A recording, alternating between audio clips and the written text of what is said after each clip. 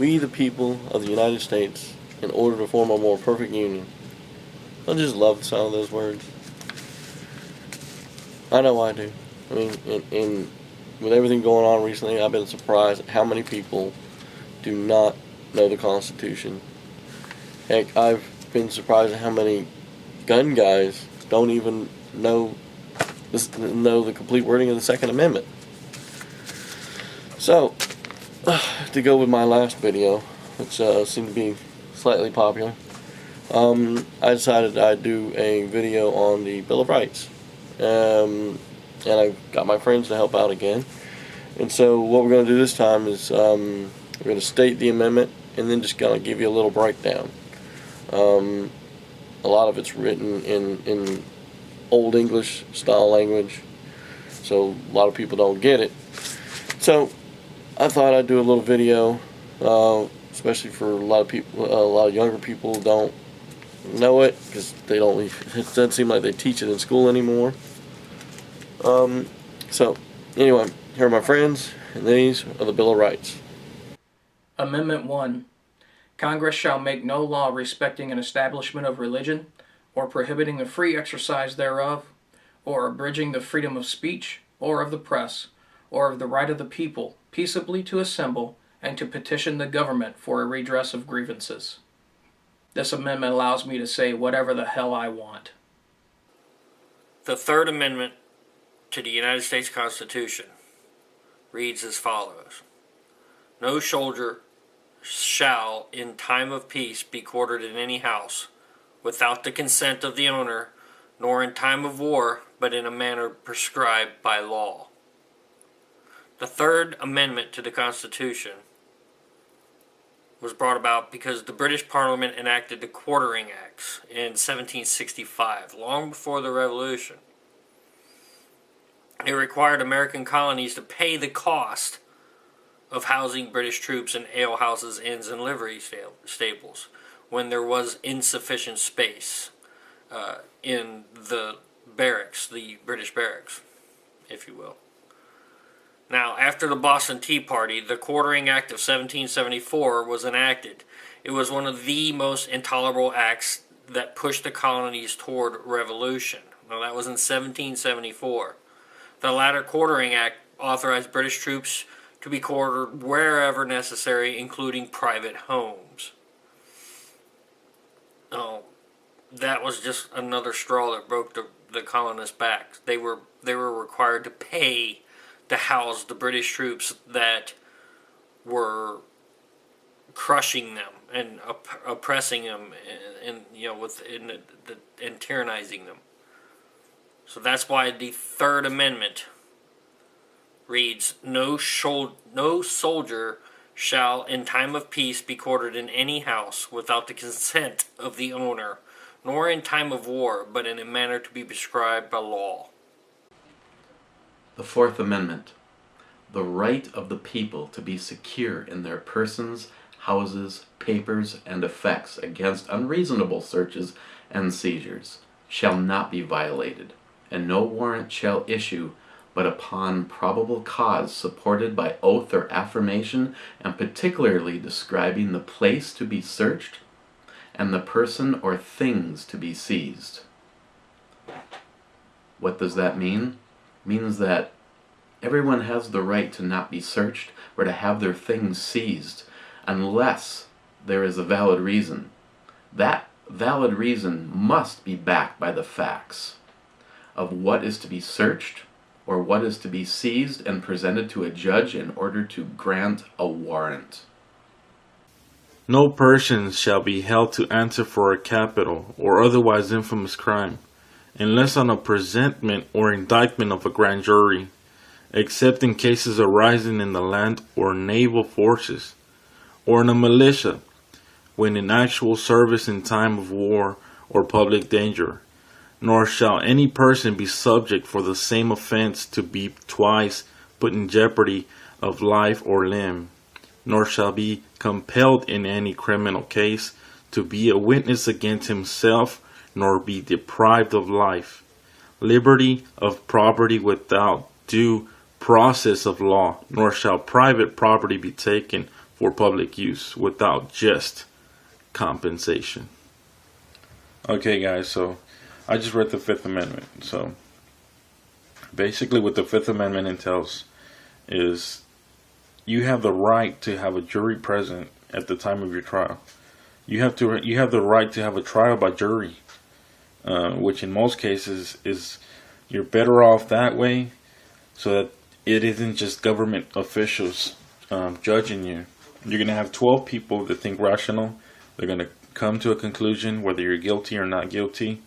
A lot of the times, in cases that we've seen before, a jury is better than just having just one person deciding your fate. It's better to be judged by 12 than to be misjudged.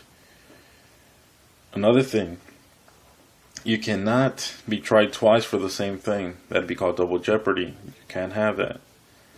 You cannot testify against yourself in federal court. Thank you guys. God bless America. The Sixth Amendment. In all criminal prosecutions, the accused shall enjoy the right to a speedy and public trial by an impartial jury of the state and district wherein the crime shall have been committed, which district shall have been previously ascertained by law, and to be informed of nature and cause of the accusation, to be confronted with the witnesses against him, to have compulsory process for obtaining witnesses in his favor, and to have the assistance of counsel for his defense. Ultimately, a person accused of a crime has a right to be tried in a court without a delayed process, meaning that they're not supposed to sit and rot in prison for 5, 10, 20 years before they actually have an opportunity to defend themselves or have defense representation by legal counsel. The defendant must be informed of the charge upon which he or she is to be tried, and has the right to cross-examine hostile witnesses, and has the right to require the testimony of favorable witnesses, and the defendant also has the right to be represented by an attorney at every stage through the criminal process. The Seventh Amendment of the Bill of Rights states, in suits at common law, where the value of controversy shall exceed $20, the right of trial by jury shall be preserved, and no fact tried by a jury shall be otherwise re-examined in any court of the United States than according to the rules of the common law. Basically, the Seventh Amendment guarantees an accused person the right to have a trial by jury, and in most cases also guarantees the facts decided by those juries cannot be re-examined at a later date. So basically, you are entitled to a trial by jury and cannot be retried for the same crime. The reason this amendment came about was because the colonists were not allowed trial by juries by the British courts. And the reason they did this was because the colonists consistently rejected British law and undermining the wishes of the king and parliament.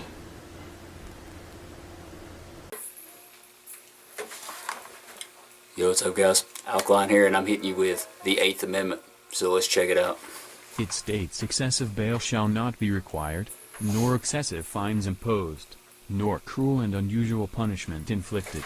So what does the 8th Amendment really mean to you in layman's terms? That means if I get arrested at the house party for making too much noise and playing good tunes too loud, they can't impose an unjust fine, unjust term, prison term, or cruel and unusual punishment on me. So let's say you get a speeding ticket. I get busted for making too much noise. They can't impose $1 million fine on me for that. I get sent to jail. They can't give me life in prison for playing it too loud, man. Come on. And also, they can't impose cruel sentence, you know. So they can't, beat me with reeds. They can't rough me up, They can't waterboard me. They can't, nothing cruel and unusual. So, know your rights. Alkaline out. Peace. The 9th Amendment to our United States Constitution. The enumeration in the Constitution of certain rights shall not be construed to deny or disparage others retained by the people. In layman's terms, this means they could not list all of our rights in the Bill of Rights. There's way too many to count. See the 10th Amendment. The 10th Amendment to the United States Constitution, which is part of the Bill of Rights, was ratified on December 15, 1791.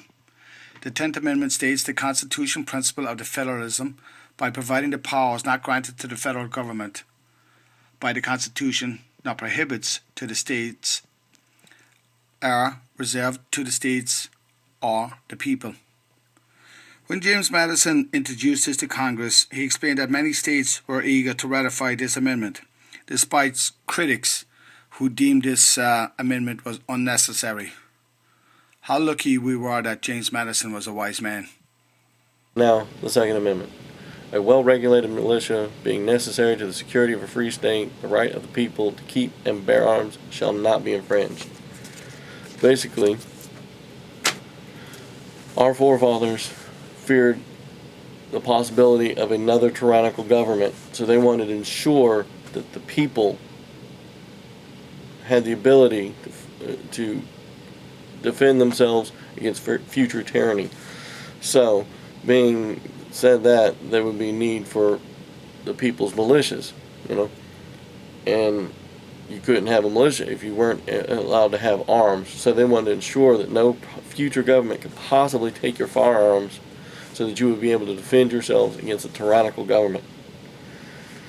So, anyway, there you go. If you're wondering why I did the Second Amendment last, because without the Second Amendment to defend yourself against tyrannical governments, you wouldn't be able to keep all the others. So, in my opinion, the Second Amendment is the most important amendment. Alright guys, there's the breakdown. Hope you enjoyed the video. I have a few more coming. I'm also starting a second channel, because I might be shifting over. I haven't made up my mind yet. The link for it should be right down here, and this will be posted on both channels. So later guys.